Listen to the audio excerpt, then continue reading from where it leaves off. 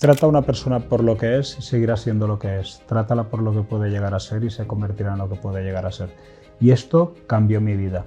Para mí siempre es el día uno. Yo no necesito saber cuánto tiempo, cuánto hace, cuánto no sé qué. Tengo una enfermedad que es para toda la vida, que ha sido tratada, que está controlada, pero que está ahí y que yo estoy más tranquilo si la voy supervisando.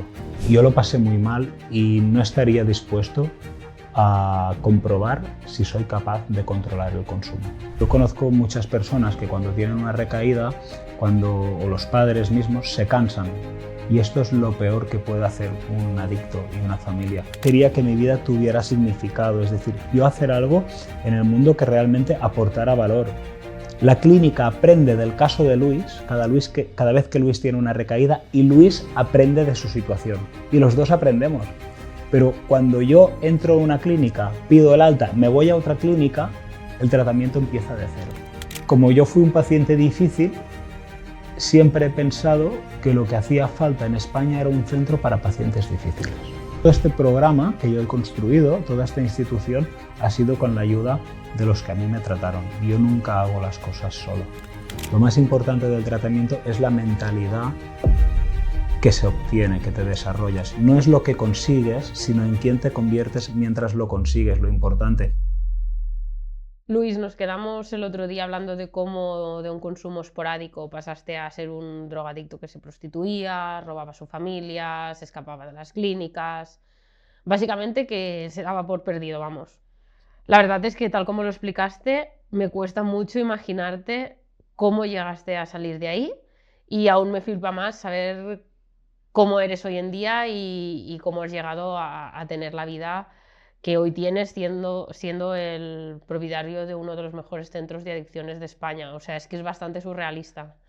Entonces, estando en este pozo realmente oscuro y lleno de mierda que comentábamos el otro día, habiendo probado diferentes clínicas, tratamientos, nadie daría un duro por tu recuperación. No, nadie daba un duro, no. Mira, cuando yo entraba y salía de las clínicas, yo me acuerdo uno de los reingresos, una de las recaídas, que fue una de las recaídas fuertes que tuve. Y a mí en las clínicas de desintoxicación no me querían. Yo cuando pedía el alta, había profesionales que me daban las gracias. Es decir, yo era lo peor, ¿no? Es que no me querían, ¿sabes? Les desorganizaba el grupo, tal. Entonces, en una de las recaídas muy fuertes que yo tuve, que fui a una especie de unidad de desintoxicación muy complicada, pero alejada del entorno urbano, y yo pensaba, hostia Luis, pero ¿por qué coño te tiene que pasar esto a ti? ¿Por qué después de todo lo que has aprendido, de todos los procesos, de todas las técnicas que te han enseñado, por qué aún tienes que seguir consumiendo, tienes que seguir recayendo? Y yo había había algo dentro de mí que me decía, mira Luis, toda esta situación te está preparando para algo maravilloso. Y lo que a mí me daba fuerza para seguir adelante es que cada vez que cada vez que yo tenía una recaída y yo entraba a una clínica y hacía un reingreso, yo lo que buscaba era el aprendizaje. Y buscaba aprender tanto como pudiera y si luego recaía por otra situación distinta, pero nunca por la misma, porque de aquella había aprendido. Entender el camino de la recuperación como un proceso de aprendizaje y que en cada situación de aquellas iba a aprender algo y tener la fe y la convicción de que aquella situación tan jodida de mi vida me estaba preparando realmente para algo maravilloso que vendría después, es lo que me dio la fuerza, el ánimo para poder continuar. Y así ha sido, porque como decías, oye Luis, ¿cómo construyes esta vida? ¿Cómo fundas esta institución? Es decir, has pasado de ser un tío que se drogaba a la puerta de los hospitales a un tío que tiene una institución que es espectacular. Pues esto es aplicando la misma mentalidad que yo desarrollé para superar mis adicciones. Porque yo conozco muchas personas que cuando tienen una recaída, o los padres mismos, se cansan de intentarlo, no lo siguen intentando, y esto es lo peor que puede hacer un adicto y una familia, porque mi recuperación, la diferencia lo que marcó la diferencia fue aquel reingreso de 10 días. Es decir, si yo no hubiera reingresado aquellos 10 días, yo no hubiera conocido a las personas que me han acompañado en todo mi proceso y que me han dado la oportunidad de poder dedicarme a esto, y a los que, por supuesto, les estoy súper agradecido y que me han acompañado siempre, durante el proceso, después del proceso y durante todo el proyecto de Zeus. Es decir, todo este programa que yo he construido, toda esta institución, ha sido con la ayuda de los que a mí me trataron. Yo nunca hago las cosas solo. Comentaste el otro día que para ti marcó una diferencia, como te ayudó a hacer un clic el hecho de que confiaran en ti los profesionales de este centro en el que entraste 10 días. Entonces, parece, ¿no?, que este apoyo y esa confianza son fundamentales. Trata a una persona por lo que es y seguirá siendo lo que es. Trátala por lo que puede llegar a ser y se convertirá en lo que puede llegar a ser. Y esto cambió mi vida. A mí los profesionales que realmente me ayudaron a salir de esto me trataron siempre por lo que podía llegar a ser y no por lo que era en este momento, en aquel momento. Trabajando cuáles eran esos impedimentos, pero siempre con el foco puesto de quién era Luis y del estilo de vida que quería llevar Luis. Porque yo ya era empresario antes de ingresar en una clínica. Y yo quería que mi vida tuviera sentido, yo quería que mi vida tuviera significado, es decir, yo hacer algo en el mundo que realmente aportara valor. Yo no quería estar tachando días, yo quería que mi vida tuviera sentido. Y entonces mi terapeuta, cuando llevaba 6 meses ingresado, me dijo: Luis, ¿qué quieres hacer con tu vida? Porque es momento de ponerte a estudiar. Y ahí ellos me dejaron elegir lo que yo quería hacer con mi vida. Me dieron la oportunidad. No, no es que me dejaran como tal, ¿no? Y en este proceso que continuó habiendo entradas y salidas del centro, me imagino que tampoco fue un camino lineal, que no todo fue ideal, que hubieron recaídas jodidas. ¿Cómo lo recuerdas? Pues lo recuerdo como un momento muy difícil y muy duro, pero como un momento muy gratificante y muy reconfortante, porque en ese proceso, en esa segunda etapa de mi recuperación, que yo ya entro y salgo, pero siempre es a la misma clínica, y luego voy a hacer un apunte de esto, ahí mi tratamiento empieza a coger otra dirección. ¿Por qué? Porque cuando ingreso en la misma clínica de la que he salido, esa gente ya me conoce y yo conozco la clínica. Es decir, la clínica aprende del caso de Luis cada vez que Luis tiene una recaída, y Luis aprende de su situación. Y los dos aprendemos. Pero cuando yo entro en una clínica, pido el alta, me voy a otra clínica, el tratamiento empieza de cero. Entonces cada vez el tratamiento empieza de cero y nunca hay una continuidad. En cambio, lo que sí que aquí pudimos observar, tanto mis terapeutas como yo, es que cada vez que yo ingresaba, ellos sabían más cómo yo era, sabían más cómo actuar conmigo, y yo sabía más cómo la enfermedad que yo tenía y cómo yo era y cómo tenía que aprender también de mis errores. Y fue como pudimos aunar ese discurso de un paciente tan enfermo como era yo, y el discurso de unos terapeutas que confiaban en mí y en que yo podría tener una buena vida. Y en esas recaídas, en esas salidas que tenías de la clínica, ¿qué pasaba? Bueno, simplemente que quería hacer el tratamiento a mi manera. Simplemente que si los terapeutas me decían: Luis, tienes que ir por la derecha, yo me iba por la izquierda.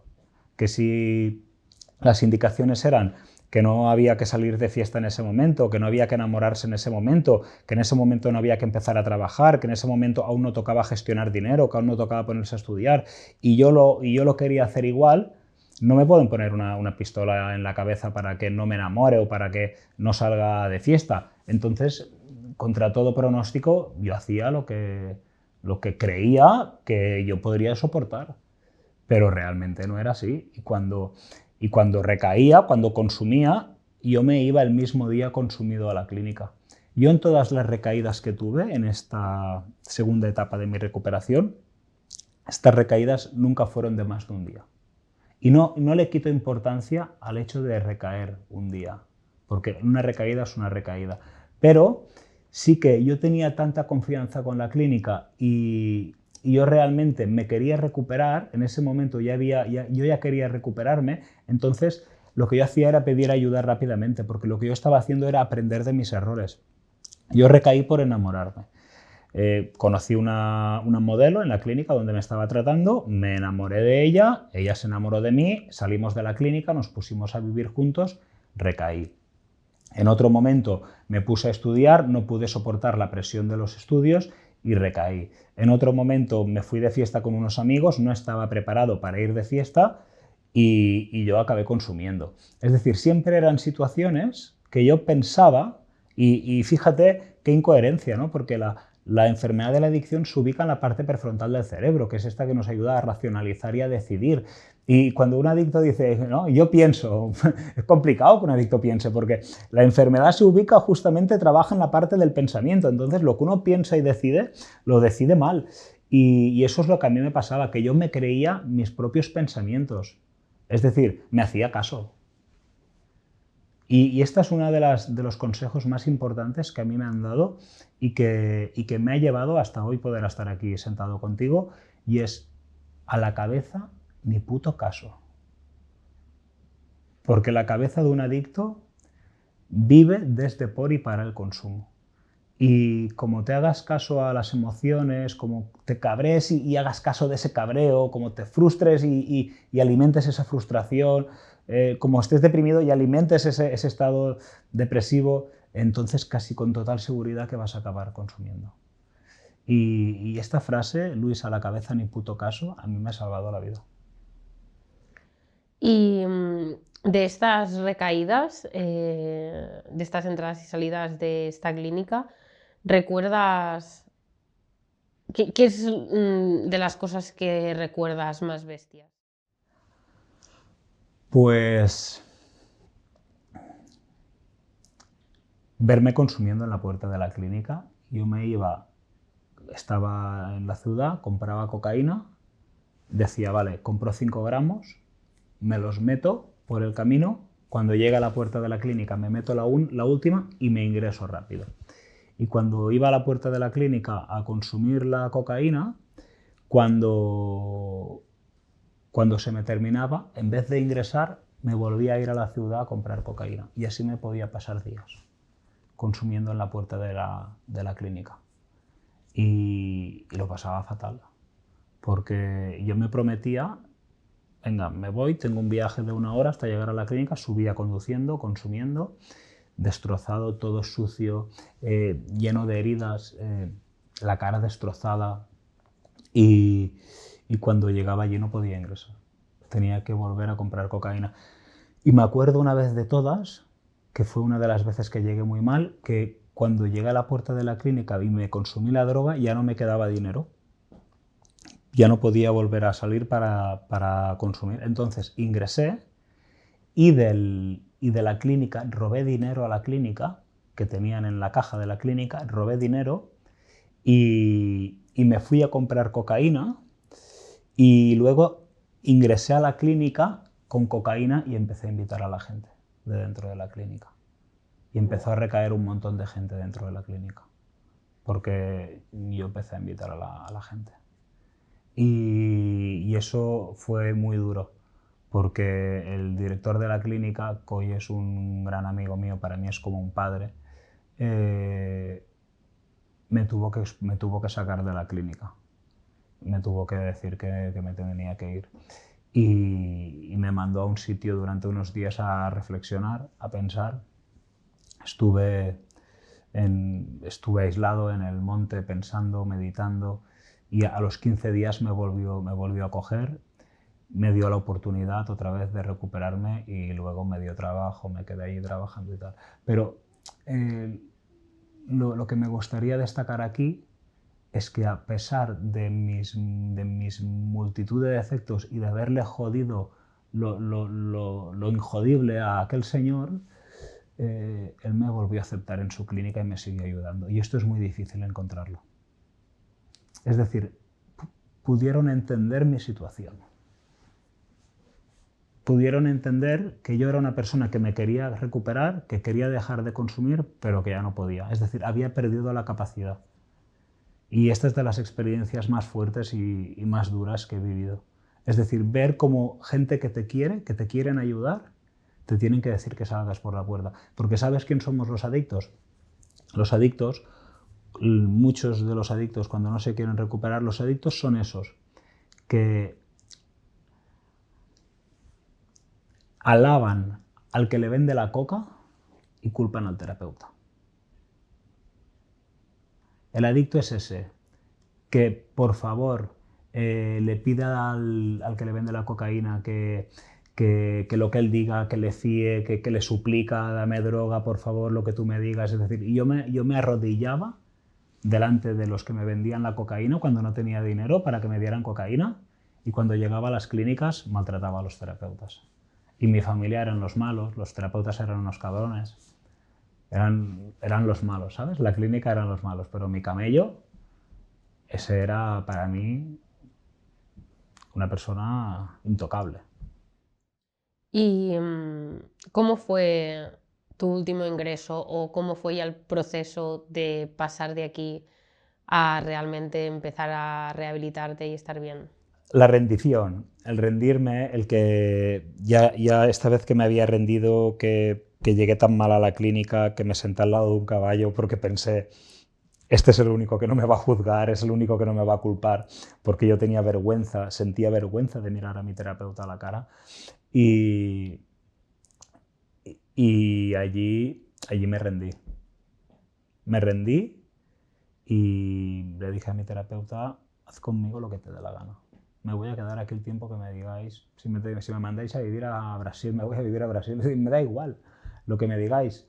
Me quedé allí, empecé a colaborar con la clínica, empecé a acompañar a un paciente al dentista, a otro al podólogo, a otro al oculista. Me dijeron que a qué me quería dedicar. En un principio sentía vergüenza de decirle que me quería dedicar a esto, porque digo, pero Luis, si tú no vas a ser capaz de dedicarte a esto, ¿sabes?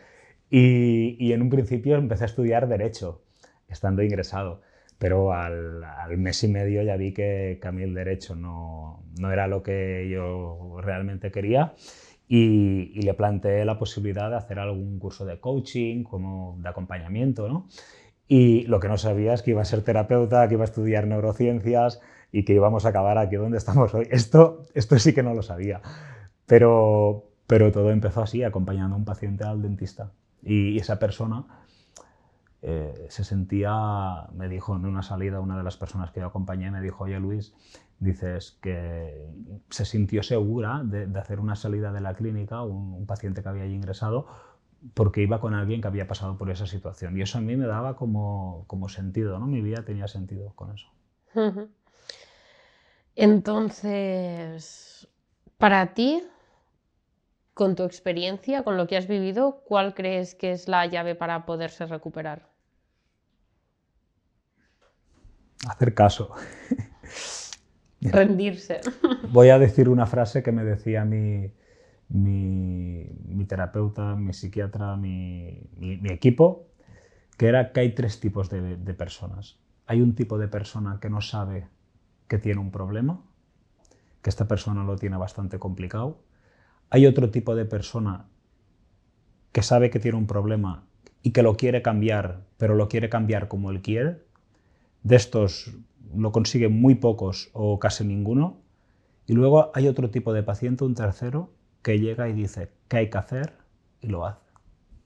¿Tú fuiste de los tres tipos? Yo fui de los tres, pero el que me funcionó fue el tercero, el que hay que hacer y lo hace.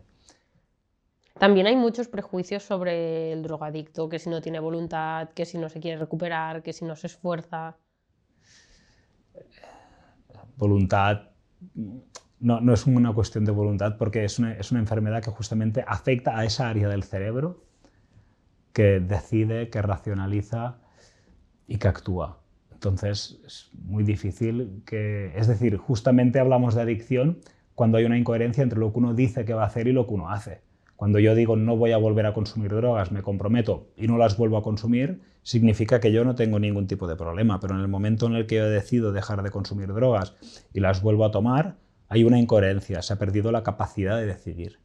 Y eso es lo que diferencia a una persona adicta de una persona no adicta. Entonces, la voluntad queda en un segundo plano. Personas con hijos, con familia, con deudas, con empresas, con proyectos que se van a la mierda por consumir cocaína o cualquier otra sustancia.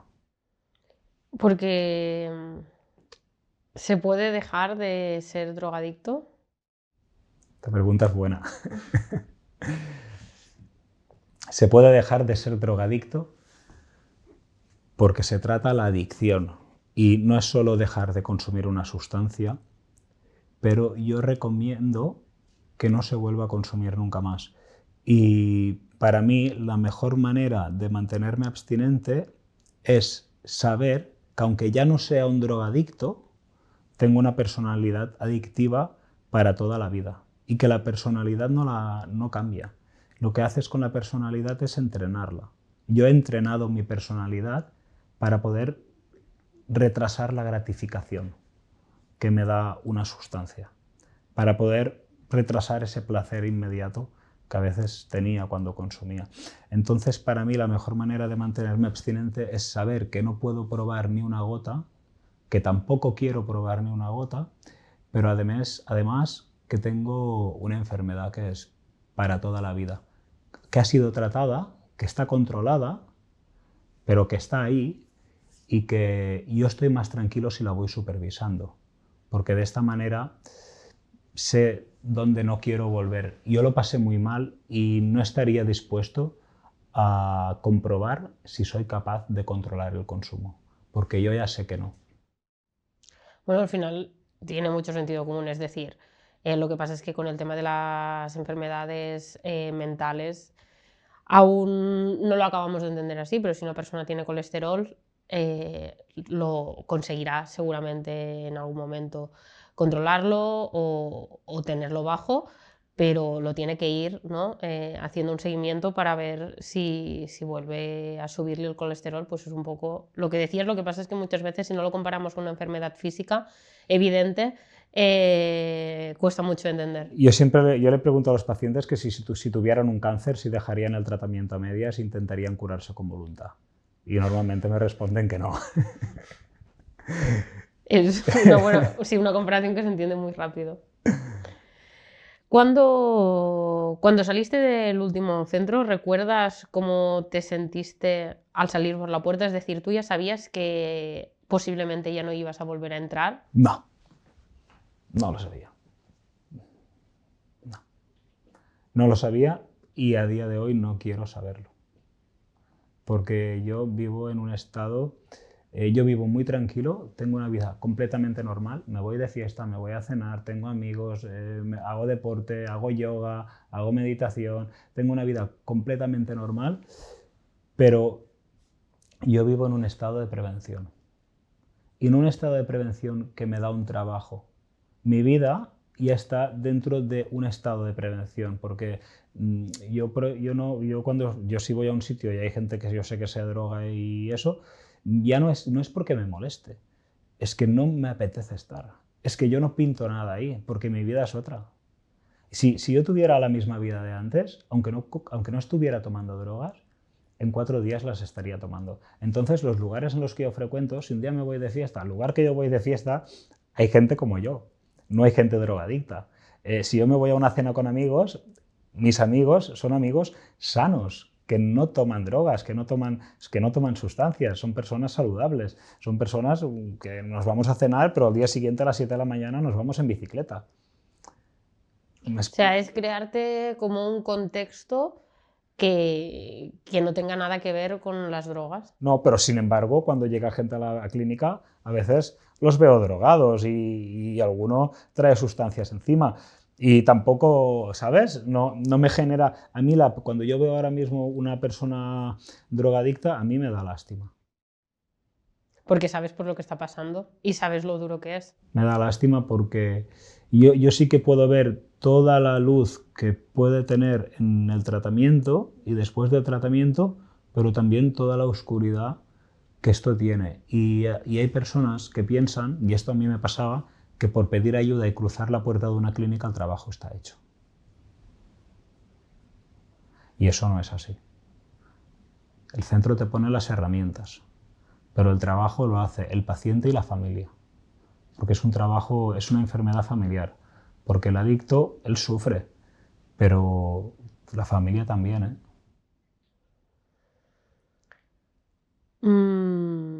Yo me imagino, ¿no? Me imagino a Luis saliendo de la clínica o me imagino a mí misma pensar que ya me he recuperado, que hace tiempo que no consumo, pero estar sin supervisión, ¿da como miedo volver a recaer o qué? No, yo no tengo miedo. El otro día una madre de un paciente me preguntaba, pero Luis, después de los años y eso, dice, ¿tú cómo vives? Digo, mira, yo vivo como el primer día. Para mí siempre es el día uno. Yo no necesito saber cuánto tiempo, cuánto hace, cuánto no sé qué, ¿sabes? Porque para mí siempre soy. Mi vida es ahora, es este momento y yo no vivo ni en el pasado ni vivo en el futuro. Eso está ahí y es algo con lo que yo tengo que convivir, es algo que yo me reviso, que yo sigo un mantenimiento para saber que está controlado, como el que tiene un cáncer y se lo revisa, pero yo no vivo con miedo. Yo lo que hago, yo cada mañana a las 6 de la mañana estoy meditando. Y ahí identifico cuáles son los comportamientos míos del día a día, actitudes y pensamientos, que el pensar también es un comportamiento, que tienen que ver con el antiguo Luis. Y entonces, cuando yo veo cuáles son esos pensamientos y esas actitudes, intento buscar cuál es la emoción memorizada que hace que yo me comporte de esa manera. Entonces, yo lo que hago en esa meditación que hago todas las mañanas es rendirme. Y cada día yo me rindo ante una enfermedad que soy impotente, que sé que tengo la batalla perdida, que si me pongo a luchar con ella, ella gana. Y en esa misma meditación empiezo a identificar qué comportamientos son los que construyen la personalidad. Una, la que soy hoy en día, pero también la que quiero seguir siendo. Porque la palabra recuperación significa ir creciendo, o vas a más o vas a menos. Y la recuperación, el tratamiento, lo más importante no es dejar las drogas. Esto lo puede hacer cualquiera, pero con el tiempo se vuelve a consumir si no se hace bien. Lo más importante del tratamiento es la mentalidad que se obtiene, que te desarrollas. No es lo que consigues, sino en quién te conviertes mientras lo consigues, lo importante. Yo, gracias a la mentalidad que desarrollé en el tratamiento, he construido una relación de amor espectacular con mi mujer, he construido una relación de familia espectacular, he fundado una institución que es la hostia, porque se viene a recuperar un montón de gente. Es decir, tengo mi salud a los niveles más altos, me cuido muchísimo, hago deporte y cualquier cosa razonable y realista dentro de lo terapéutico que me propongo en mi vida, la consigo. Porque hago lo mismo siempre que hice con la recuperación. Yo pido mucha ayuda para todo. Ahora he escrito un libro que pronto se va a publicar y yo he pedido mucha ayuda para escribir ese libro. Me ha ayudado gente que ya había escrito libros, me han ayudado médicos, psiquiatras, psicólogos, gente del equipo. Para hacer el centro, a mí me han ayudado muchísimo para crear esta institución. Cualquier cosa que yo hago en mi vida, yo pido ayuda. Y yo sé que con ayuda y con acompañamiento, yo voy sobrado. Porque yo he superado algo tan jodido como es la adicción y cuando me propongo un reto en mi vida digo, bueno, pues si esto yo sé lo que tengo que hacer, yo pido ayuda, busco a gente que sabe de esto, que me ayuden y esto lo tengo hecho. Y eso es humildad, pero eso es lo que pide el tratamiento, humildad y compromiso. Porque cuando tú tienes un compromiso muy fuerte con algo, que vas a hacer algo, y tienes la humildad para reconocer que haciendo lo mismo de siempre no lo vas a conseguir y que hay gente que sabe más que tú y que necesitas su ayuda, ahí se crea una fusión, una energía dentro de ti que te vuelves alguien que puede con todo. porque cuando te encuentras cualquier circunstancia, eres capaz de reconocer que necesitas ayuda, que necesitas mejorarla, y eso es la recuperación.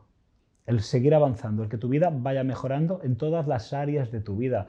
Si yo no tomara drogas, pero fuera el mismo infeliz de hace 10 años, yo seguiría tomando drogas. Yo siempre digo que si vas a pasarlo mal, no dejes de tomarlas. Si vas a dejar de tomar drogas, es para construir una buena vida, que realmente sea una vida que te llene.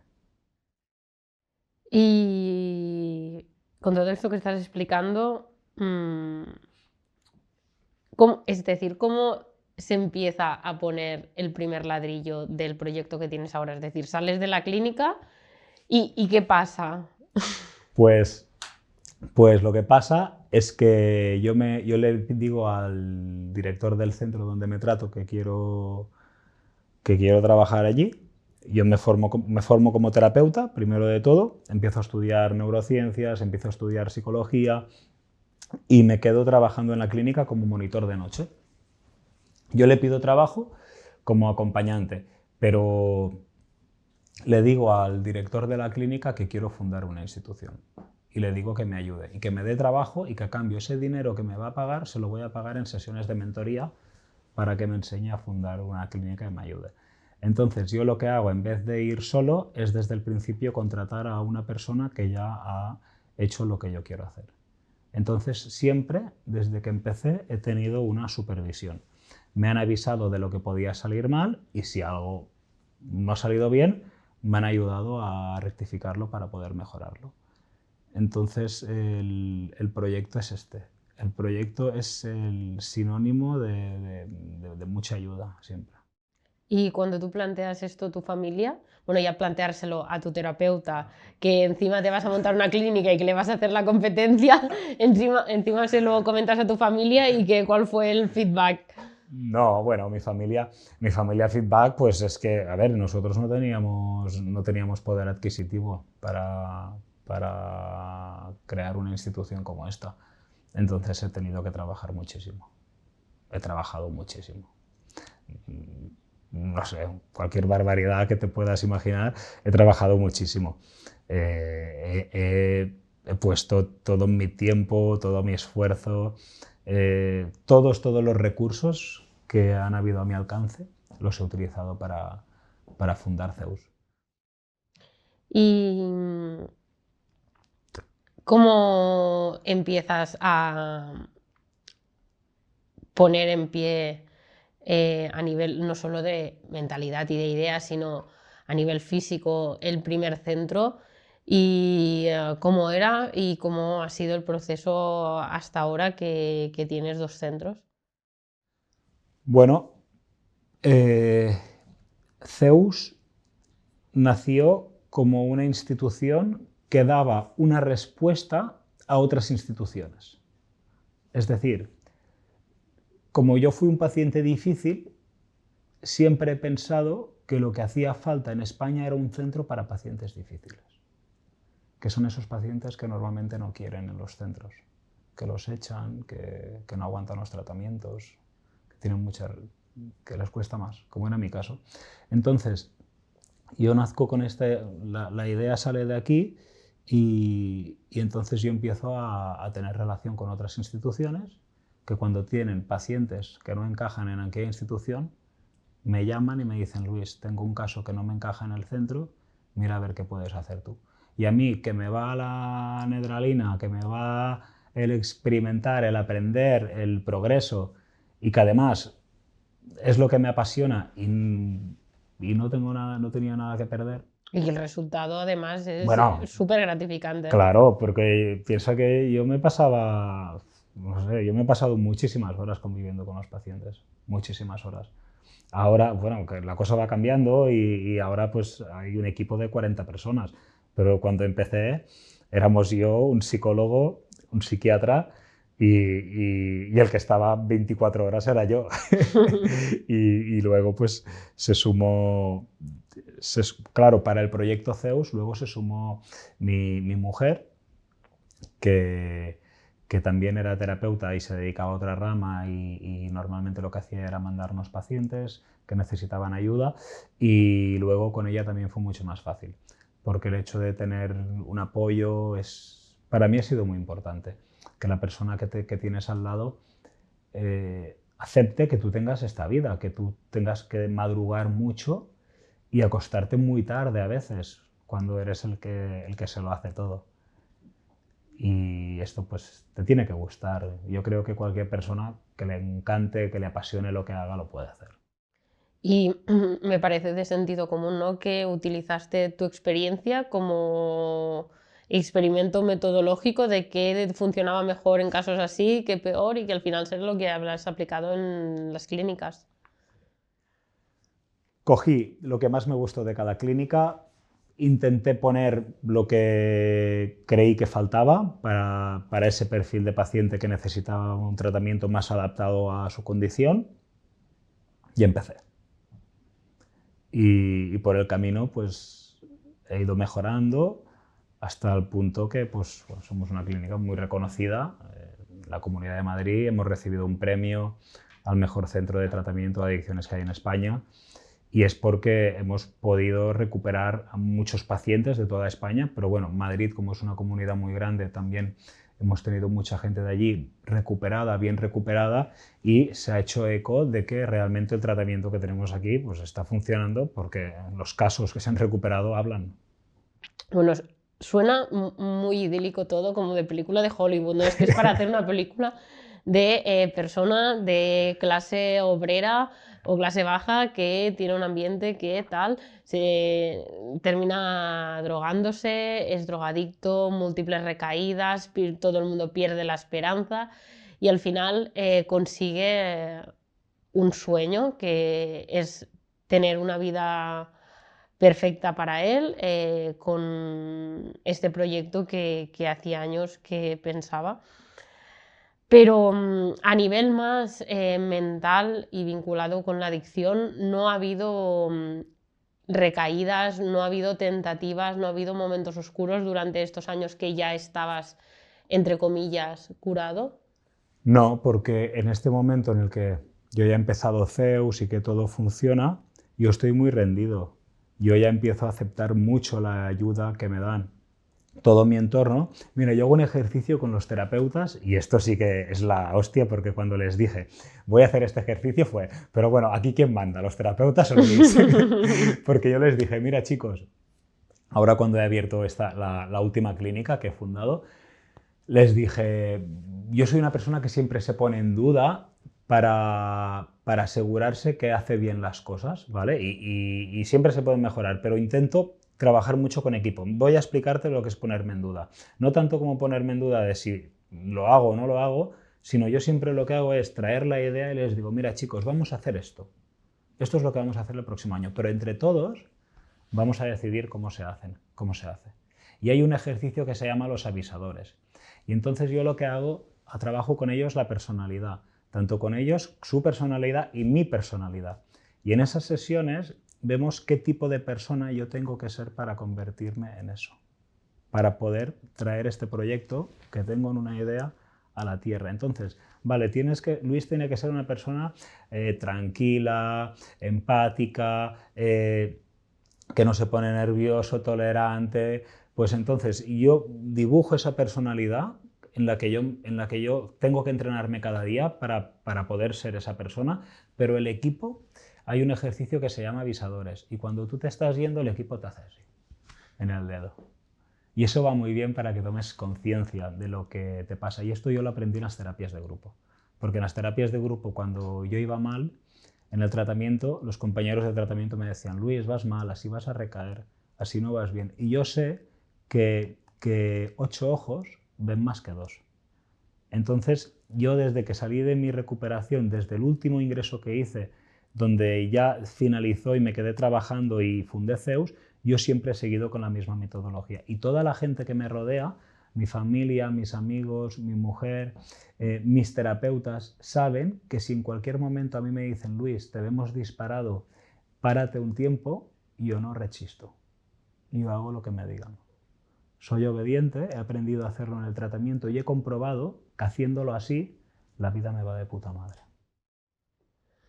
Por cierto, no paras de decir que tus centros se llaman Zeus. ¿Por qué se llaman Zeus? ¿Tiene algo que ver con el dios del Olimpo? Esta pregunta me la voy a estudiar. No. Mira, somos personas espirituales, por así decirlo, porque es difícil, cada uno entiende el concepto de espiritualidad a su manera.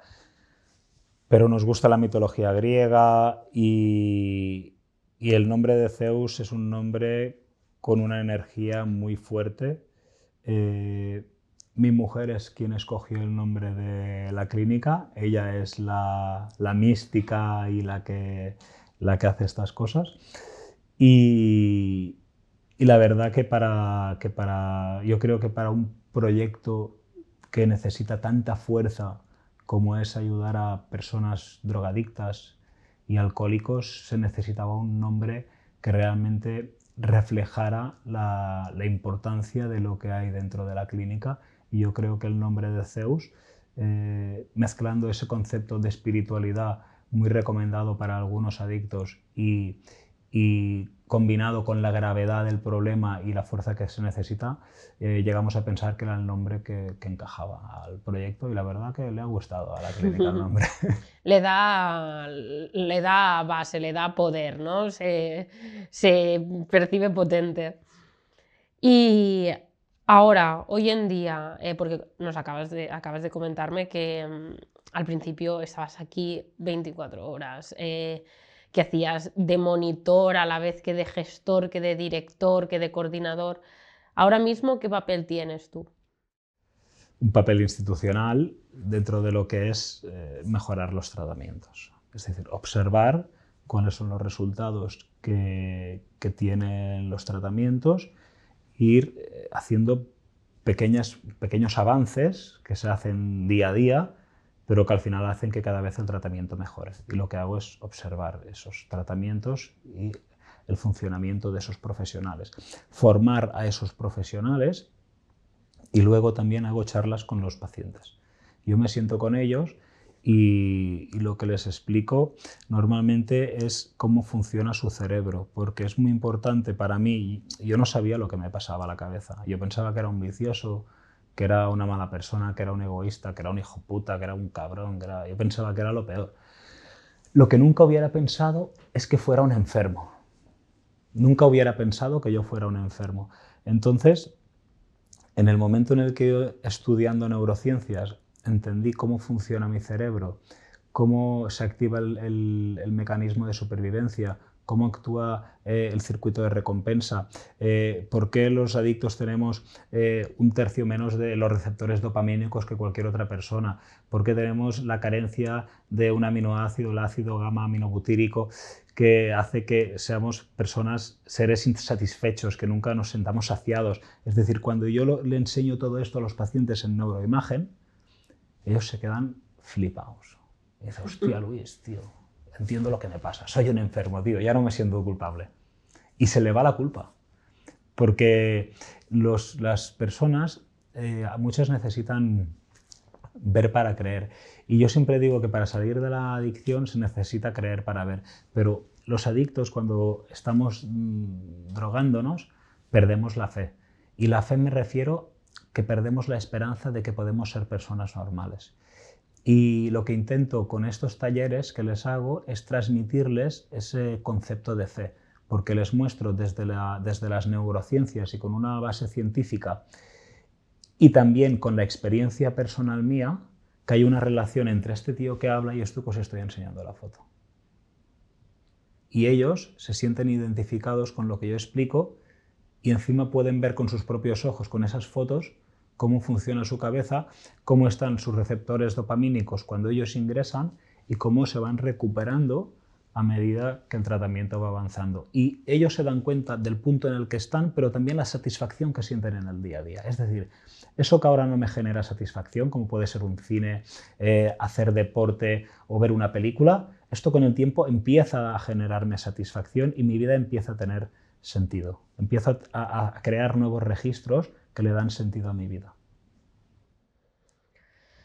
Y comentabas que Acoges sobre todo pacientes que, como tú, no aceptan otros tratamientos. Explícanos un poco cuál es el tipo de paciente que tienes y por qué. Bueno, te preguntaría por qué, pero al final me imagino que es porque tú te sientes reflejados en ellos y es lo que tienes un centro que es el que a ti mismo te hubiese gustado poder ir. Tenemos 3 clínicas.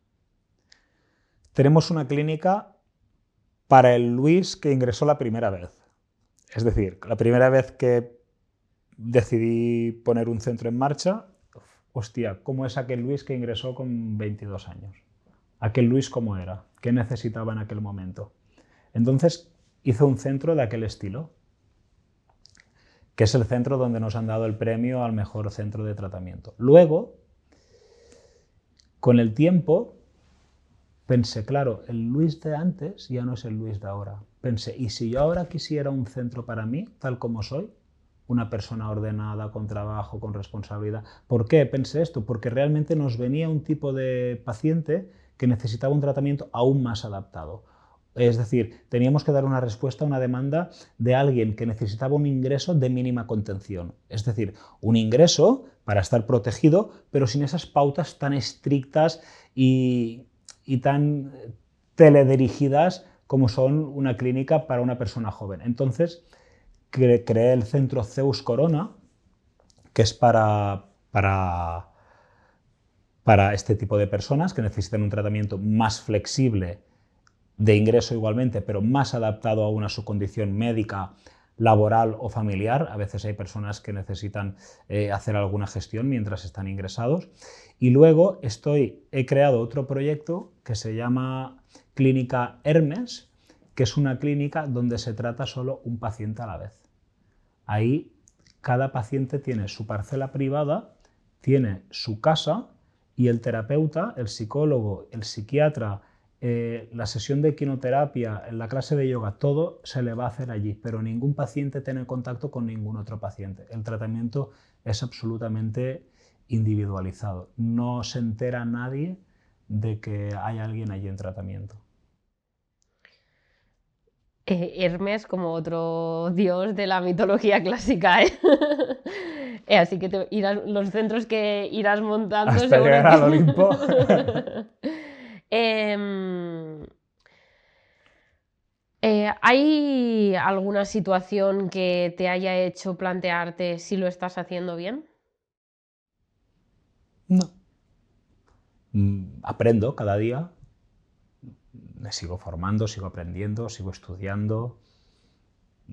Estoy estudiando en el campo de la medicina, me gusta, me apasiona. No me lo he cuestionado en ningún momento. Y seguro, porque es un prejuicio que todos seguro tenemos, ostras, un ex drogadicto montándose una clínica. Uf. Bueno, no, prejuicio no, porque mira, cuando yo conozco las clínicas, veo que quien mejor lleva las clínicas son normalmente personas que han pasado por esto o personas que se dedican al ámbito sanitario que tienen algún familiar que ha pasado por esto, un hermano, un hijo o los padres de algún paciente, porque cuando tú sufres mucho con algo, tú desarrollas una sensibilidad a esa situación. Por ejemplo, la persona que ha cuidado durante muchos años de sus padres o de sus abuelos, esa persona desarrolla una sensibilidad más allá de lo que puedes aprender en una formación para tratar con ese tipo de personas. Entonces, no he tenido esta situación como tal, pero creo que es un punto a favor el hecho de que yo pueda haber pasado por esto y que sepa de qué va la cosa. Y si yo te digo, te cuento una idea muy loca que tengo de emprendimiento, que, A ver, que, igual me sumo, ¿eh? que porque todo, bueno, no sé, no somos muchos los que tenemos ideas como muy locas que no nos atrevemos a emprender porque nos parecen too much. Claro, luego veo tu caso de drogadicto a tener uno de los mejores centros de España, suena tan surrealista que cuesta creer, o sea, en ese sentido, ¿Qué me dirías si yo te cuento una idea de emprendimiento muy loco? ¿O qué es por dónde empiezo? Porque tengo tantas frentes abiertos que no sé hacia dónde dirigirme, ¿no? Cuando tienes una idea es como todo muy caótico. Mira, antes te he dicho, yo siempre medito por las mañanas. Pues yo siempre me hago una pregunta. Luis, pregúntate qué le diría el Luis de 90 años al Luis de ahora. Pregúntale a la Sabina de 90 años qué le diría a la Sabina de ahora. Porque ahí tienes la respuesta. Porque yo cuando voy a tirar un proyecto hacia adelante, cuando tengo alguna idea muy loca, que las tengo, pienso, Luis, ¿qué te dirías si tuvieras 90 años al Luis de ahora? Le diría, pues mira, primero de todo, disfruta del camino, pásalo bien, diviértete en el proyecto que tengas, equivócate, aprende, vuélvelo a intentar, vuélvete a equivocar, vuélvelo a emprender, pero sobre todo disfruta. Y haz todas las cagadas que tengas que hacer, no pasa nada. No es tan importante, no es tan malo cagarla. Y claro, yo lo veo una persona de 90 años, ¿no? Me pongo ahí y digo, hostia, cuando tenga 90 años, que sé que me voy a morir y tal, ¿de verdad me va a importar las cagadas que haya pegado? ¿De verdad si un proyecto lo tiro adelante y no sale bien? ¿Es tan grave esto? Pero ¿de dónde sacas esa claridad para ir a ese foco? De tener la certeza de que aunque por lo que sea te se tumba el proyecto, tienes que seguir hacia ahí. Es que hay una frase que dice que solo cuando estás a las puertas de la muerte eres capaz de ver la vida clara. Y hasta que lo que tienes no te duele lo suficiente, no haces nada por cambiarlo. Entonces, yo me iba a morir. Yo ya he vivido sin nada. A mí me dices que tengo que estar ahora un año viviendo sin nada y a mí no me jodes el año. Yo lo que quiero, lo que más me importa, es poder seguir meditando. Es poder seguir sabiendo cómo piensa Luis, cómo Luis gestiona las emociones, cómo es esa personalidad de Luis y seguir entrenándola. Porque en el momento en el que tú te conviertes en esa persona, todo se pone a tu favor y parece esto que estamos hablando de Metafísica. metafísica y tal, no, pero que además la estudio. Pero es que realmente es así. Es que realmente es así porque siempre que yo he quitado cosas de mi vida que yo pensaba que eran un problema, luego es decir, la vida me lo ha dado por dos. Cuando yo quité a mis antiguos amigos, la vida me ha traído amigos mucho mejores. Cuando yo dejé mi antiguo trabajo, que yo no quería deshacerme de la antigua empresa por nada del mundo, a mí la vida me ha traído un trabajo mucho mejor. Cuando yo vivía pegado a mi expareja, a mí la vida me ha traído una pareja mucho mejor. Y esto lo aprendí en los tratamientos, porque cuando yo recaía, cuando yo ingresaba otra vez en una clínica, decía, tío, pero ¿por qué cojones la has cagado otra vez? Entonces yo tenía que darme la vuelta, porque no darme la vuelta, ¿sabes qué significaba? Quedarme como estaba. Pero eso dolía tanto que yo no podía quedarme así. Entonces la única manera que yo encontré para poder seguir adelante con la recuperación es decirme, vale, Luis, esto que te está pasando ahora, esto que tienes aquí, esto tan jodido, te está enseñando algo que para tu futuro va a ser maravilloso. Entonces yo desarrollé esa creencia en el tratamiento. Que al final es un poco lo que comentabas de la fe, ¿no? Es lo que tenemos aquí. Que no es una fe religiosa, sino una fe en esa confianza de que va a ir bien. Sí. ¿Y cómo te ves en 5 años? En 5, ¿eh? No sé. ¿Y en 10? No sé. Tengo ideas, pero no lo sé. Porque siempre que pongo una idea, la vida me lleva a eso, pero me lleva por otro lado. Entonces, el camino, es decir, yo digo, quiero conseguir esto, vamos a hacer esto. Y sí, al final, pero la vida me lleva por otro sitio totalmente distinto, pero al final acabo en el lugar que quiero, pero no lo sé. No sé qué cosas, pues, seguir formándome, preparándome en el sector en el que estoy. Tengo una madre que lo ha pasado muy mal con un proyecto que hace más de 80 años que está funcionando, que ya lo empezó mi abuela, y no sé hasta qué punto en algún momento de mi vida puede ser que ayude un poco a mi madre, no lo sé. No tengo ahora mismo algo a lo que quiero ir. Tengo cosas, pero no las voy a decir porque aún no está la energía ahí, aún no es lo suficientemente fuerte como para compartirlo. ¿Y hay algo que le falte a tu vida ahora mismo o que sientas que le falte? No. A veces tiempo. Eso seguro, eso nos falta a todos. A veces tiempo, pero bueno. Eso de momento no lo podemos crear. No. Lo podemos gestionar, no crear. No, sí. Y ya como última pregunta, ¿para ti qué es el éxito? Esta pregunta es complicada, ¿eh? He dejado lo difícil Aquí para el final. me aprietas.